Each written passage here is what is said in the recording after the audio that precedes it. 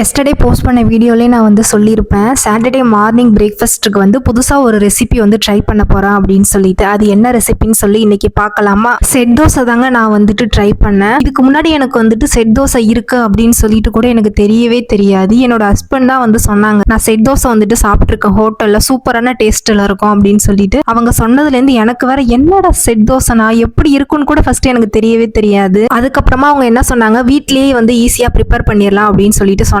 அதுக்கப்புறமா யூடியூப் வீடியோலாம் ரெஃபரன்ஸ் பண்ணேன். ஆஸ் யூஷுவல் மாவு அரைப்போம்ல அதே மாதிரி தான், அது கூட எக்ஸ்ட்ரா கொஞ்சம் வந்துட்டு என்னன்னா அவள் மட்டும் சேர்த்துக்கணும் போல. அதுக்கப்புறமா மாவை நல்லா புளிக்க வச்சுக்கணும். புளிக்க வச்சுட்டு மாவு வந்துட்டு மிக்ஸ் பண்ணும் போது லைட்டா மஞ்சத்தூள் மட்டும் ஆட் பண்ணி தோசை மேக் பண்ண நல்லா சூப்பராகவே இருந்துச்சு. நார்மல் தோசைக்கு இந்த தோசைக்கு எனக்கு வந்துட்டு ரொம்பவே டிஃப்ரெண்ட் தெரிஞ்சுது. நார்மல் தோசையுமே சாஃப்டா இருக்கும், பட் கம்பேர் பண்ணும்போது செட் தோசை பார்த்தீங்கன்னா செம்ம சாஃப்டா இருந்துச்சு. அப்படியே புசு புசுன்னு இருந்துச்சு, சாப்பிட்றதுக்குமே ஆசையா இருந்துச்சு. கை வச்சு அதை அப்படியே அமுக்கும் போதுமே அப்படியே நல்ல ஒரு சாஃப்ட்னஸ் ஃபீல் கிடைச்சிது. நீங்களும் இதுக்கு முன்னாடி செட் தோசை சாப்பிட்ருக்கீங்களான்னு சொல்லி மறக்காம கமெண்ட்ஸ் பண்ணுங்க. கண்டிப்பா நீங்க எல்லாரும் சாப்பிட்டுருப்பீங்க, நான் தான் ரொம்ப லேட்டுன்னு நினைக்கிறேன். நான் செட் தோசைக்கு மாவு வந்துட்டு மிக்சிலேயே அரைச்சி எடுத்துக்கிட்டேன். அதுக்கு காம்பினேஷனா வந்துட்டு சிக்கன் கிரேவி தான் என்னோட ஹஸ்பண்ட் வந்துட்டு செஞ்சிருந்தாங்க. செட் தோசை பிளஸ் வந்துட்டு சிக்கன் கிரேவி ரெண்டுத்துக்கும் காம்போ சூப்பர் டேஸ்ட்ல இருந்துச்சு. செட் தோசைக்கு வந்து வடகரியும் நல்லா இருக்கும்னு சொன்னாங்க, பட் நாங்க இந்த காம்பினேஷன் தான் வந்து ட்ரை பண்ணி பார்த்தோம். நெக்ஸ்ட் வீடியோல பார்க்கலாம். Bye by.